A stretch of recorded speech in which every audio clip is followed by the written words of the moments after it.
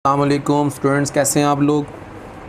बिस्मिल्लाहिर्रहमानिर्रहीम। आज हम लोग अपने लेक्चर में जो लेक्चर नंबर 6 है जी, आप लोगों को पता है कि इस वक्त हम नॉर्मलाइजेशन की एक सीरीज़ जो है वो डिस्कस कर रहे हैं। लास्ट 5 लेक्चर्स के अंदर हमने डिस्कस किया था नॉर्मलाइजेशन की बेसिक्स को, फर्स्ट नॉर्मलाइजेशन, सेकंड नॉर्मलाइजेशन और बहुत सारे कॉन्सेप्ट्स को। स्टूडेंट्स, आज हम लोग जो डिबाट डिस्कस करेंगे वो भी इन्हीं लेक्चर से बिलोंग करेगी और आज हम लोग जो डिस्कशन स्टार्ट करेंगे वो करेंगे थर्ड नॉर्मल फॉर्म से। Now we want to discuss about the third normalization in database system. के थर्ड नॉर्मलाइजेशन में क्या होता है जी। नंबर 1 स्टूडेंट, कुछ इंपॉर्टेंट पॉइंट्स हैं जो आप हमेशा अपने माइंड में रखेंगे जब आप लोग थर्ड नॉर्मलाइजेशन की तरफ होंगे। Number 1, relation or table should be in second normal form। देखिए सेकंड का मतलब क्या है बेटा, फर्स्ट में था तो सेकंड में आया, अब डेफिनेटली सेकंड से कहाँ जाओगे, थर्ड में। वन से डायरेक्ट मैं थर्ड में नहीं आ सकता, तो इसीलिए table should be in second normal form. Second thing, remove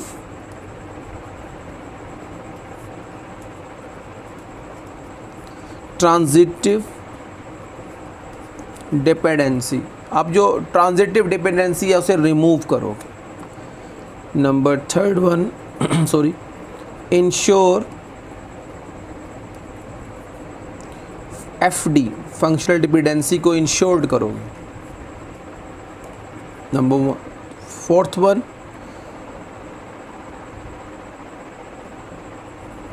आप लोग सिंपल वही बात कि आपका जो R है वो R1 intersection R2 intersection R3 onward RN।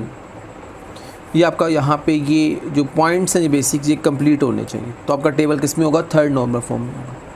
देखिए स्टूडेंट, मेरे लास्ट लेक्चर्स के अंदर आप लोगों को इसकी डेफिनेशन और इसकी डिटेल मिल सकती है कि ट्रांजिटिव डिपेंडेंसी क्या होती है, कि what is transitive dependency.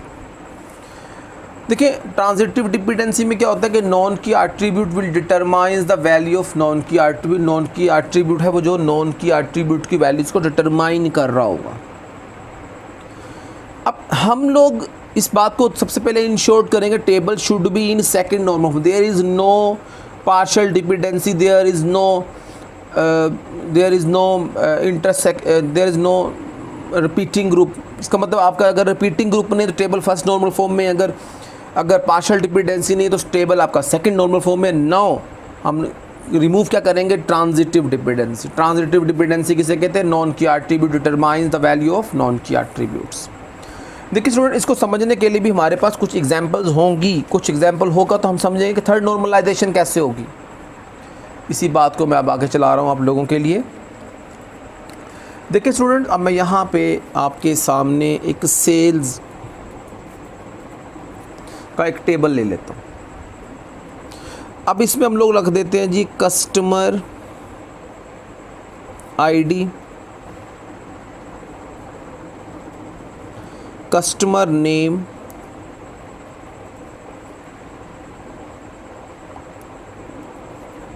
Salesman, region या एरिया कह लें, और कस्टमर का फ़ोन। इस तरह के बहुत सारे एट्रीब्यूट्स में रखे जा सकते हैं। अब कंसीडर करें, यहाँ पे रखते हैं 1 2 3, 1 2 4, 1 2 5, 1 2 6, 1 2 7 और बहुत सारा डाटा यहाँ रख लेते हैं। आप जो है कंप्लीट रख देता हूँ। आप अगर इन एग्जांपल्स को देखना चाहते हैं, अपने पास हार्ड कॉपी लेना चाहते हैं, तो आप मुझे कमेंट सेक्शन में कमेंट्स कीजिएगा, ताकि मैं इसकी एक पीडीएफ फाइल बनाकर जितने भी मैंने लेक्चर नंबर 1 से लेकर लेक्चर नंबर 6 तक जितनी भी नॉर्मलाइजेशन, जितने भी कॉन्सेप्ट दिए हैं, उनकी हार्ड कॉपी भी आपको मिल सकती है। जस्ट आप लोग मुझे डिस्क्रिप्शन में बताएंगे कि आपको चाहिए, अगर चाहिए तो क्यों, तो मैं इंशाल्लाह आप लोगों को इसकी पीडीएफ फाइल प्रोवाइड करूँगा, आप उसकी हार्ड कॉपी गेट कर सकते हैं। अब यहाँ पे मैं फ़र्स्ट कस्टमर का नेम आसिफ रख देता हूँ, एक का नेम आमिर रख देता हूँ, एक का नेम कमर रख देता हूँ,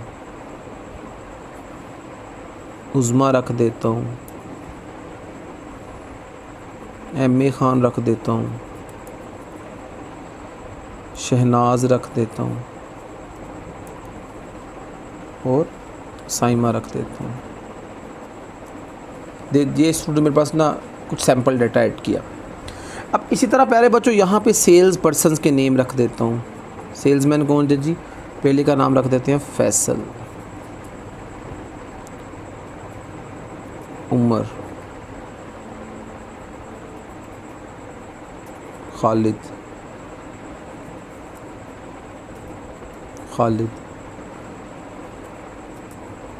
उमर, फैसल, काशिफ। इस तरह रीजन रख देते हैं। साउथ, ये वेस्ट एरिया को डील करेगा, ये नॉर्थन एरिया को नॉर्थ, ये भी north, west, south and east. These are the directions, these are the regions.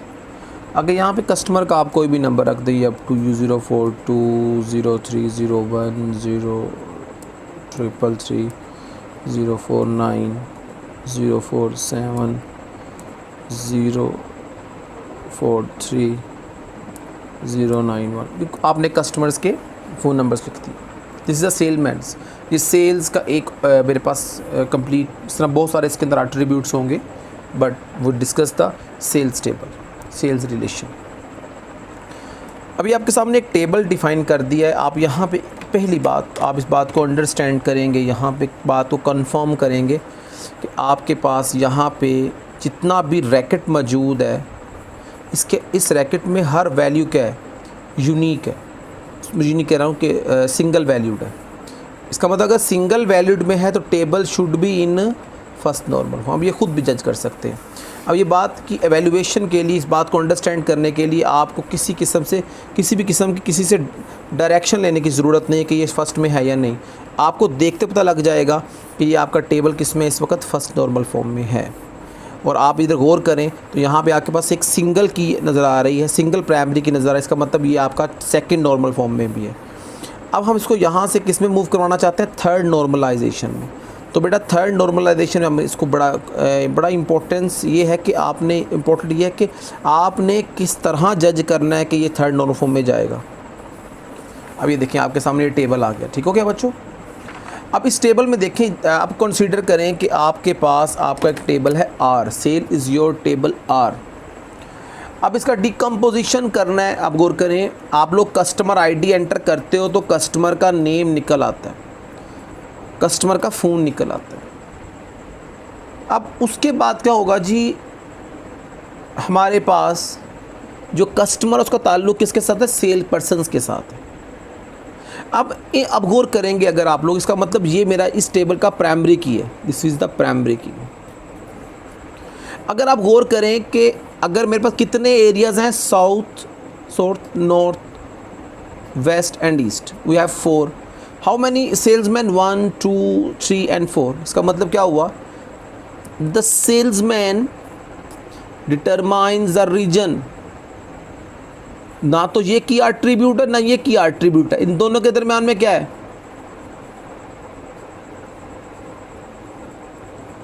Transitive dependency है। इनके दरमियान में ट्रांजिटिव डिपेंडेंसी होने की वजह से मुझे इनको इस टेबल से रिमूव करना है, जिसकी वजह से बहुत सारी प्रॉब्लम्स क्रिएट हो रही हैं। और इंश्योर करना है इन तमाम पॉइंट्स को जो मैंने आपके लेफ़्ट साइड राइट साइड पे लिखे हैं।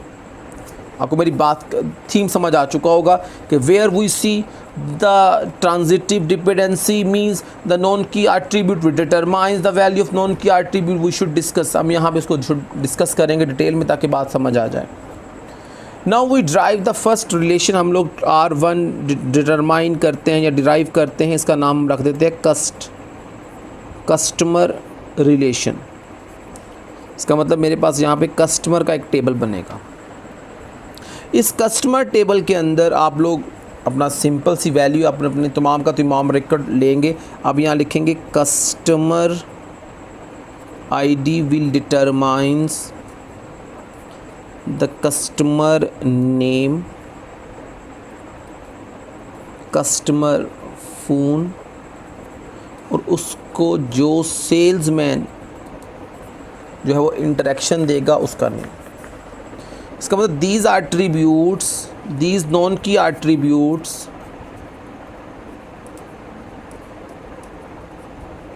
डिपेंड्स ऑन दिस की एट्रीब्यूट।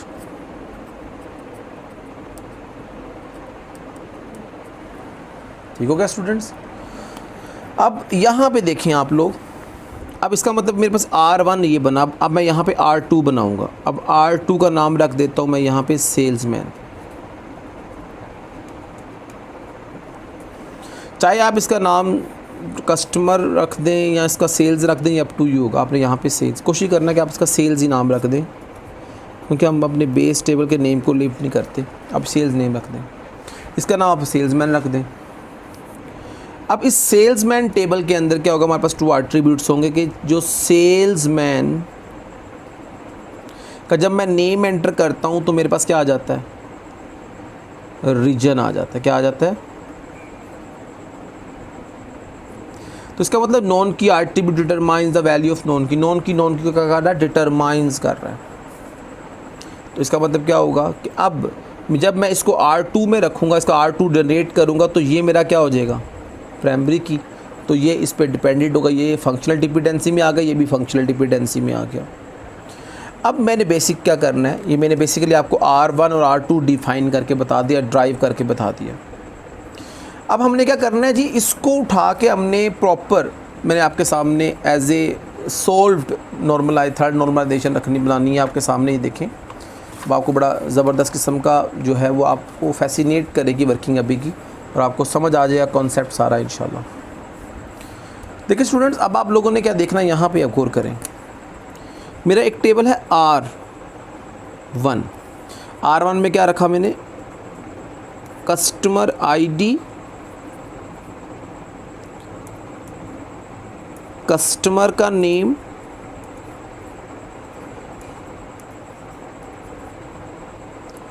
सेल्समैन और कस्टमर का फ़ोन नंबर।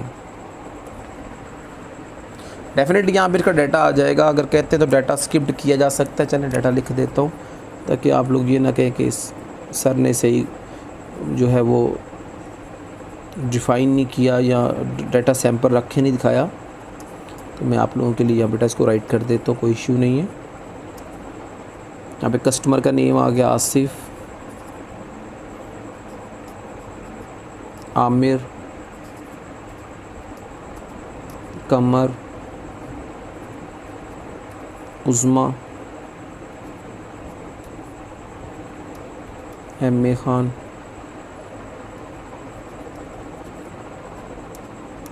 शहनाज, साइमन। अब सेल्समैन का यहाँ पे नाम क्या जी, फैसल। बेटा एक बड़ा कॉन्सेप्ट यहाँ दे देना चाहता हूँ कि जो फ़ॉरेन की होती है ना, उसकी वैल्यू रिपीट हो सकती है, मगर जो की एट्रीब्यूट होता है जिसे प्राइमरी की कहते हैं मोस्टली, जो उसके जो वैल्यूज़ हैं वो कभी भी रिपीट नहीं हो सकती। इस बात को अपने माइंड में अंडरस्टैंड कर लें हमेशा के लिए, कहीं भी गलती नहीं होगी इंशाल्लाह। मैं बेसिकली आज थोड़ा सा ना आपकी थर्ड नॉर्मलाइजेशन को ख़त्म कर देना चाहता हूँ, इसीलिए जैसा भी है मैं आपकी कोशिश कर रहा हूँ आपके लिए पूरी एफर्ट करने की। 0333 049 047 043 091, ये मैंने डाटा एंटर कर दिया। ओके, ये मेरा लैदा से हो गया। अब यहाँ पे मेरे पास R2 आ जाता है जी, यहाँ मैं आप बना देता हूँ R2। अब R2 में क्या है मेरे पास, R2 में मेरे पास आ जाएगा जी सेल्स मैन का टेबल। ठीक है बेटा, इसके एट्रीब्यूट्स क्या होंगे, सेल्समैन, उसके साथ क्या आएगा, उसका रीजन। अब मैं इसका सैम्पल डाटा आपके सामने रख देता हूँ। ये देखें, इसके अंदर हमारे पास आ जाएगा फैसल, उमर, खालिद और काशिफ। ये फैसला का रीजन क्या था जी? साउथ। उमर का वेस्ट, खालिद का नॉर्थ और काशिफ का जो है वो ईस्ट। अब देखिए स्टूडेंट, बड़ी सिंपल सी बात है। In this table you know very well कि सेल्समैन क्या है, मेरा प्राइमरी की है। अब आप लोग एफडी को प्रिजर्व करने के लिए इस फॉरेन की को इसके साथ करेंगे, अटैच्ड करेंगे, ताकि जब यहाँ से ये वैल्यू पास करे तो इसको वहाँ मिल जाए कि कौन कौन से रीजन के अंदर ये पर्सन फॉल कर रहे हैं। Now this table complete the third normal form and that is, अगर यहाँ तक ये नॉर्मल हो जाता है इसका मतलब कि हमें चंद बातें अंडरस्टैंड करनी है कि इसके अंदर R is equal to R1 intersection R2। इसका मतलब मेरा ये प्रॉब्लम ठीक हो चुका। 1 2 3 4 एंड 3 4 एंड 5 एट्रीब्यूट्स स्टार्ट पे, तो 5 एट्रीब्यूट भी लास्ट पे, 1 2 3 एंड 4 एंड 5। दोबारा से देख लें बेटा, थर्ड नॉर्मल फॉर्म के लिए टेबल का सेकंड नॉर्मल फॉर्म में होना ज़रूरी है। आप लोग देख सकते हैं कि इस वक्त ये फर्स्ट नॉर्मल फॉर्म में भी है, सेकंड नॉर्मल फॉर्म में भी है। फर्स्ट में क्यों है कि यहाँ पे रिपीटिंग ग्रुप नहीं है। सेकंड थिंग कि इसके अंदर पार्शियल डिपेंडेंसी नहीं है, तो ये क्या है इस वक्त सेकंड नॉर्मल फॉर्म में। अब इसकी डिकम्पोजिशन क्यों ज़रूरी थी कि इसके अंदर ट्रांजिटिव डिपेंडेंसी पाया जा रहा था। किस सूरत में? सेल्समैन रीजन आपस में क्या है, इंटरडिपेंडेंट थे। इसको टेबल से रिमूव किया गया और नए टेबल में रख दिया गया, और इसमें हम एक एट्रीब्यूट को एक्ट एज ए प्राइमरी की करवा देते हैं और दूसरे को हम उस पर डिपेंडेंट कर देते हैं। तो जिसके ज़रिए हम लोगों ने क्या किया जी, थर्ड नॉर्मल फॉर्म का मैंने फाइनल टेबल आपके सामने जनरेट किया। ये देखिए कि आपके पास ये R1 जिसका नेम क्या था जी, हम लोग सेल्स, R1 और R2 जनरेट किए। अब R1 में हमने उन एट्रीब्यूट्स को रखा जो की एट्रीब्यूट पे डिपेंडेंट थे, और जो आपस में डिपेंडेंट थे नॉन की एट्रीब्यूट थे उनको टेबल से निकाल के एक नए टेबल के अंदर ट्रांसफ़र कर दिया। जैसे हमने इसको नए टेबल में ट्रांसफ़र किया तो हमने ये चीज़ देखी कि सिस्टम के अंदर से रिड्यूडेंसी भी ख़त्म हो गई और आपका table first normal third normal form में भी जा चुका है। तो स्टूडेंट्स, इसको मेरे इस वीडियो को लास्ट तक देखिएगा। आपको इसके अंदर first normal form, second normal form और थर्ड नॉर्मल फॉर्म तक के जितने भी लेक्चर कॉन्सेप्ट्स थे वो कंप्लीट हो चुके। अब नेक्स्ट लेक्चर में इंशाअल्लाह ताला मैं आप लोगों को BCNF का कॉन्सेप्ट दूंगा, और उसके बाद मैं एक नई सीरीज़ स्टार्ट करने जा रहा हूँ। वो सीरीज़ आप लोगों की कोशिश तो ये है कि मैं इस वक्त आपको एंटिटी रिलेशन डायग्राम या स्ट्रक्चर क्यूरी लैंग्वेज में से नेक्स्ट सीरीज़ को स्टार्ट करूं, मगर बहुत सारे स्टूडेंट्स रिक्वेस्ट कर रहे हैं कि सर ऑपरेटिंग सिस्टम को पढ़ाएं। तो आप लोगों ने मुझे सजेस्ट करना है इस वक्त कमेंट सेक्शन में जाके कि मैं आप लोगों को ऑपरेटिंग सिस्टम स्टार्ट करवाऊं या कि मैं नेक्स्ट सीरीज़ मींस के स्ट्रक्चर क्यूरी लैंग्वेज की तरफ चलूँ। बेटा मेरे इन लेक्चर्स को कंप्लीट देखिएगा ताकि आपको कॉन्सेप्ट मिले कि आप लोग क्या अंडरस्टैंड कर रहे हैं, और उसके बाद आप लोगों ने मेरे इस चैनल को लाइक भी करना है, शेयर भी करना है और अपने फ्रेंड्स एंड फैमिलीज़ में भी बताना है, ताकि जो स्टूडेंट्स हमारे कंप्यूटर साइंस की फ़ील्ड में है वो उससे ज़्यादा से ज़्यादा फ़ायदा उठा सकें। थैंक यू बेटा। इंशाल्लाह नेक्स्ट लेक्चर में मैं आप लोगों के साथ BCNF के लेक्चर के साथ आपके साथ इंशाल्लाह ताला वो मैं आपकी खिदमत में हाज़िर हो जाता हूँ। उस वक्त तक के लिए अल्लाह हाफ़िज़।